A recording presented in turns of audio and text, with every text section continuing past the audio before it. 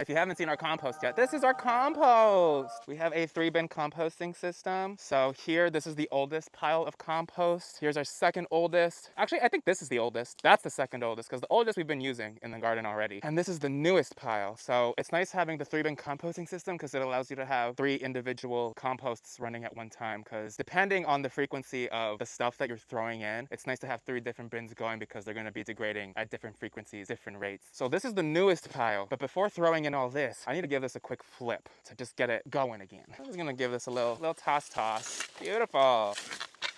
It's always a nice workout. Aside from the bedding in the chicken coop and run, our compost consists of grass clippings, scraps from the garden, scraps from the kitchen, a really nice blend of green and brown materials. For all the abundance, you need a nice balance for a healthy compost. A part of me wants to just start a new pile altogether because all of this is so fresh, it's gonna take a while to break down. This pile has already broken down quite a bit. It's well on its way. You can see a bunch of our besties in there. Outside of the microorganisms, there's a lot of little bugs that like to live in here, like isopods, the little roly-polies. These are decomposers. These are what help break the compost down and turn it into the beautiful abundance that feeds life into the garden. Damn, there's a lot of them. Slay, get to work. I think I'm gonna start a new pile. I'm just gonna move this over to this one because at this point, this pile and this pile are at similar decompositions. So I don't think adding this over to this will do anything here. So, or will hinder this pile at all. I'm just gonna start a new fresh pile. Who needs a gym membership when you got compost?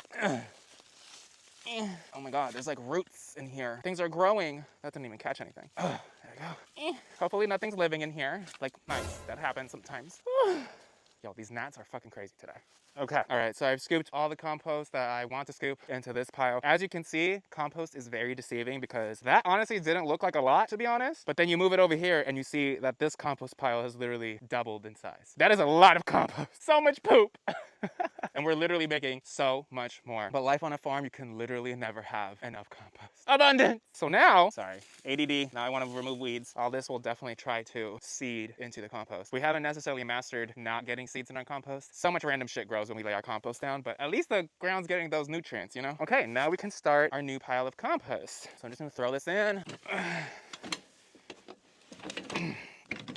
One thing to note with compost, if you want it to break down quickly and efficiently, you want to make sure your compost is moist, especially with stuff like pine shavings. This stuff absorbs a lot of moisture, so you want to make sure it's definitely breaking down properly. I'm just going to give this a nice little soak before adding on the next layer, and we're back to scooping.